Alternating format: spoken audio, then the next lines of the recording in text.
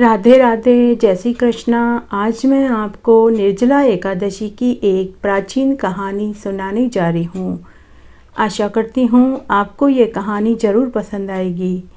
अगर आप निर्जला एकादशी का व्रत करते हैं तो व्रत के साथ में कहानी ज़रूर सुननी चाहिए। इससे व्रत के साथ कथा सुनने का भी फल मिलता है। जब मैं आपको कथा सुनाऊं तो आप बीच बीच में हुक्कारा ज़रूर लिया करें, इससे कथा का पूरा फल मिलता है। आइए अब हम निर्जला एकादशी की एक प्राचीन कथा सुनते हैं। एक गांव में एक साहूकार पति पत्नी अपने इकलौते बेटे के साथ रहते थे। जब साहूकार का बेटा 10 बरस का हुआ तभी उसका विवाह कर दिया। पुराने ज़माने में लोग अपने बच्चों का विवाह छोटी उम्र में ही कर दिया करते थे, लेकिन गोना उनके बड़े होने पर किया करते थे। इसी प्रकार साहूकार ने भी किया। जब बेटा 10 बरस का था तो उन्होंने विवाह कर दिया, लेकिन बहू मायके में ही रहती थी। जब बेटा 18 बरस का हुआ तो साहूकार पति पत्नी ने अपने पुत्र से कहा कि बेटा, अब समय आ गया है कि तुम अपनी पत्नी को विदा करा के ले आओ। अब हम दोनों भी बुजुर्ग हो गए हैं। साहूकारनी बोली कि बेटा, अब मेरे से घर नहीं संभलता है। घर का कामकाज भी मैं अच्छे से नहीं कर पाती हूँ और ना ही मैं रसोई का काम कर पाती हूँ। बहू आएगी तो घर संभाल लेगी। इस तरह साहूकार का बेटा अपनी पत्नी को विदा कराने खुद के ससुराल चल पड़ा। उस दिन निर्जला एकादशी का दिन था। पुराने ज़माने में लोग पैदल यात्रा किया करते थे। एक गांव से दूसरे गांव जाने के लिए या तो बैलगाड़ी या ऊंट गाड़ी लेते थे या फिर पैदल जाया करते थे। साहूकार का बेटा भी खेतों में से होकर अपने ससुराल के गांव जा रहा था। तभी उसने देखा कि एक गाय खेतों में चारा चरने के लिए घुसी, लेकिन वो दलदल में फंस गई। जब गाय माता ने साहूकार के बेटे को जाते हुए देखा तो गाय माता साहूकार के पुत्र को बोली कि अरे राहगीर, तेरा भला होगा, आज निर्जला एकादशी है, तू मुझे दलदल से बाहर निकाल दे। तब साहूकार का पुत्र बोला, हे गाय माता, मैं अपनी पत्नी को विदा कराने अपने ससुराल जा रहा हूँ। अगर मैं आपको दलदल से निकालूंगा तो मेरे कपड़े खराब हो जाएंगे। मैं आपकी मदद के लिए किसी और को बुलाकर लाता हूँ। तो गाय माता बोली, अरे मूर्ख, मेरे पांव दलदल में धंसते जा रहे हैं। तू किसी और को बुलाकर लाएगा तब तक तो मैं पूरी ज़मीन में धंस चुकी होंगी और मेरी मृत्यु हो चुकी होगी। अगर तू कुछ कर सके तो तू कर। तब तक गाय माता पेट तक दलदल में धंस चुकी थी। साहूकार का बेटा सोच में पड़ गया कि मदद करूँगा तो कपड़े खराब हो जाएंगे और नहीं करूँगा तो गाय माता मर जाएगी। इसी सोच विचार के चक्कर में गाय माता पूरी दलदल में धंस चुकी थी। जब गाय माता का थोड़ा सा मुंह बाहर रह गया तो गाय माता ने साहूकार के बेटे को शाप दिया कि अरे मूर्ख राहगीर, आज निर्जला एकादशी थी, तूने मुझे न बचाकर बहुत बड़ा पाप किया है। जा, मैं तुझे शाप देती हूँ कि आज से 24 घंटे बाद तू गधे की योनि में चला जाएगा। तब साहूकार का बेटा खूब रोया, खूब गिड़गिड़ाया कि हे गाय माता, इतना बड़ा शाप मत दीजिए, मैं आपसे अपनी गलती की माफ़ी मांगता हूँ। तब गाय माता ने कहा कि मैं तो शाप दे चुकी हूँ, अब कुछ नहीं हो सकता।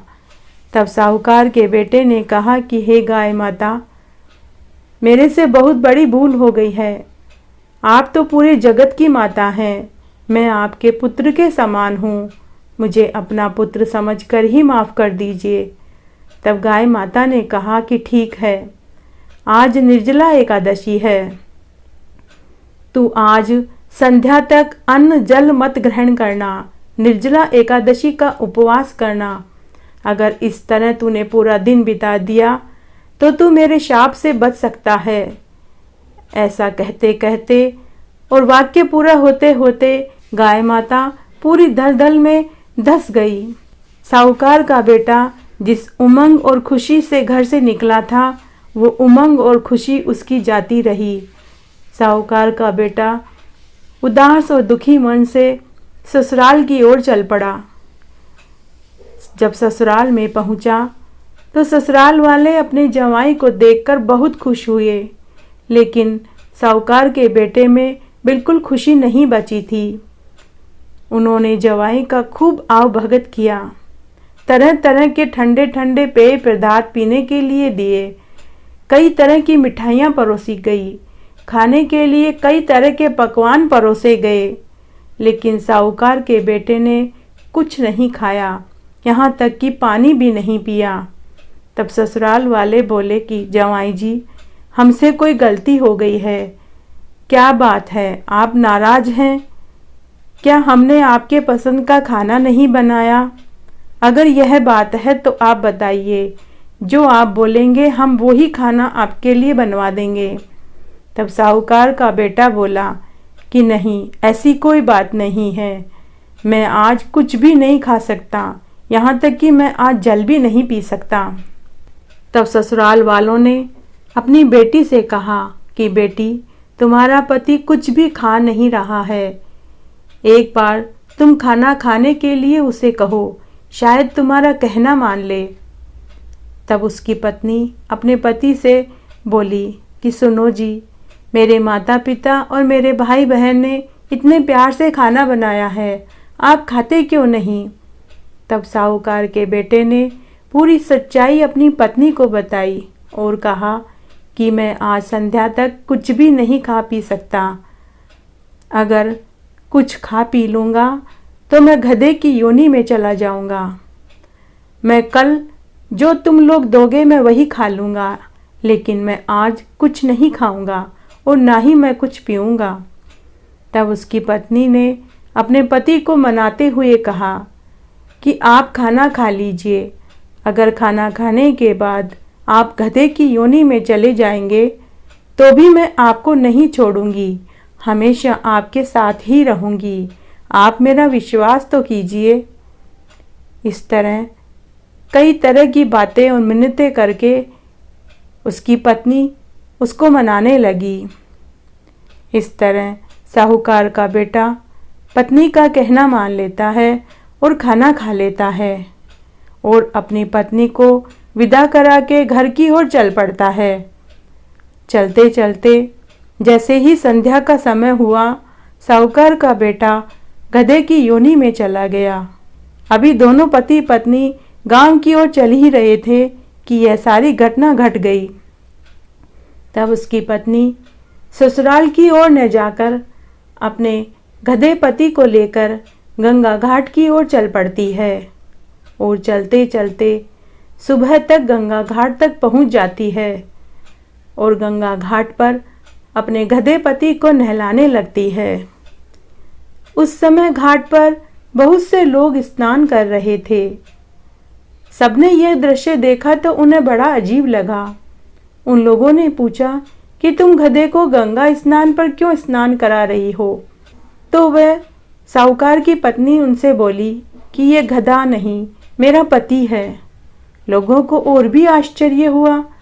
उन्होंने पूछा, अरे क्या तुम्हारी शादी एक गधे के साथ हुई है? तो साहूकार की पत्नी बोली, नहीं, मेरी शादी तो मनुष्य से ही हुई थी। और फिर उसने पूरी सच्चाई बताई और अपनी पीड़ा कहकर सुनाई। वहाँ खड़े लोग बोले कि तुम हमारे नगर के राजा के पास चलो, वो जरूर तुम्हारी कोई मदद करेंगे। और ऐसा कहकर वो उसे लेकर नगर के राजा के पास गए और राजा को उस औरत का दुख कह सुनाया और नगर के लोगों ने राजा से कहा कि राजा जी, अब आप ही इसकी पीड़ा दूर कीजिए। राजा ने साहूकार की पत्नी से पूरी सच्चाई जानी। तब राजा ने बड़े बड़े पंडितों को बुलवाया और इस समस्या का निराकरण पूछा। तब काशी के महान पंडित ज्योति शंकर जी ने कहा कि राजा जी, जिस मनुष्य या जिस औरत ने अपने जीवन काल में 24 एकादशियों का व्रत किया हो और वह औरत या मनुष्य अपनी सभी एकादशियों का पुण्य इस गधे को दे देवे, तो यह गधा पुनः मनुष्य अवतार में आ सकता है। तब राजा ने पूरी नगरी में ढिंढोरा पिटवाया कि जिस किसी ने साल की 24 एकादशियों का व्रत किया हो, वह अपने एकादशी के पुण्य का फल इस गधे को दे देवे, तो यह गधा वापस मनुष्य बन सकता है, और जो ऐसा करेगा तो मैं उसको मुंह मांगा इनाम दूंगा। पूरी नगरी में ऐसा कोई नहीं निकला जिसने कि 24 एकादशियों का व्रत किया हो। किसी ने 12, किसी ने 13, तो किसी ने 21 ही करी थी, लेकिन 24 एकादशी किसी ने नहीं करी। उस नगर में एक बुढ़िया माई थी। उसने अपने जीवन काल में 25 एकादशियों का व्रत किया था। वो मरणासन थी। उस बुढ़िया को जब इस बात का पता चला तो उसने अपने बेटा बहू से कहा कि मुझे महल में ले चलो। बुढ़िया माई चल फिर नहीं सकती थी, तो गांव के 4 जने उसे खाट पर कंधा देकर महल की ओर महल में ले जाने लगे। जिसने भी यह दृश्य देखा, सारे नगरवासी अपना काम धाम छोड़कर बुढ़िया के साथ साथ चल पड़े। देखते ही देखते पूरा नगर उलट पड़ा। सभी यह दृश्य देखना चाहते थे कि एकादशी का फल देने से गधा मनुष्य में बदल सकता है। क्या बड़ा, क्या बूढ़ा, क्या जवान, क्या बच्चा, सब स्त्री पुरुष बूढ़े बच्चे श्री राम का जयकारा लगाते हुए महल की ओर चल पड़े, जैसे कोई भगवान का जुलूस निकल रहा हो। जब महल तक पहुँचे तो राजा ने अपने मंत्रियों और पहरेदारों से पूछा कि यह शोर कैसा है। तब एक पहरेदार ने पूरी सच्चाई राजा को बताई। तब राज दरबार में सभा लगाना असंभव था, क्योंकि लोगों का हुजूम बहुत ज़्यादा था। तब राजा ने महल के बाहर इसका इंतजाम करने का आदेश दिया। बड़े बड़े पंडितों को बुलवाया गया। वहीं पर साहूकार की पत्नी अपने गधे पति के साथ आई। वहीं पर बुढ़िया की खाट भी लगाई गई। राजा, मंत्री, दरबारी, चौकीदार और पूरी नगरी वहां खड़ी हो गई। सब वो देखना चाहते थे कि कैसे गधा वापस से मनुष्य बनेगा। तब राजा ने बुढ़िया माई से पूछा, तो बुढ़िया माई टूटते हुए शब्दों में बोली, राजा जी, मैंने अपने जीवन काल में 25 एकादशियों का व्रत किया है। उसमें से एक एकादशी मैं खुद अपने लिए रखूंगी ताकि मुझे मुक्ति मिल सके। बाकी की 24 एकादशियों के पुण्य का फल मैं इस गधे को देने के लिए तैयार हूँ। तब काशी के पंडित ज्योति शंकर की बताई विधि से कार्य शुरू किया गया। बुढ़िया के हाथ में गंगा जल दिया गया। तब पंडित ज्योति शंकर जी ने बुढ़िया माई से संकल्प दिलवाया। जैसा जैसा पंडित जी बोलते गए, बुढ़िया माई भी बोलती गई। पंडित जी ने बुढ़िया माई से बोलने के लिए जो कहा वो इस प्रकार था, मैं अपने 24 एकादशी का पुण्य गधे को अर्पित करती हूँ। हे विष्णु भगवान, आप इसे स्वीकार करें। और गंगा जल गधे पर छिड़क दिया। देखते ही देखते साहूकार का बेटा गधे से मनुष्य बन गया। लेकिन साहूकार के बेटे के गधे की पूंछ की निशानी रह गई। सबको बड़ा आश्चर्य हुआ। तब राजा ने पंडित जी से पूछा, कि पंडित जी, यह मनुष्य तो बन गया है, लेकिन इसके गधे की पूंछ क्यों रह गई? तब पंडित जी ने कहा कि जब यह निर्जला एकादशी का व्रत बिना अन्न जल के खुद करेगा तो यह पूंछ भी गायब हो जाएगी। पूरी नगरी ने यह चमत्कार देखा। सभी जोर जोर से जयकारे लगाने लगे, जय हो गाय माता की, जय हो एकादशी माता की, जय हो विष्णु भगवान की। तभी एक दूसरा चमत्कार हुआ। सबकी आंखें फटी की फटी रह गई। आसमान से एक पुष्पक विमान उतरा।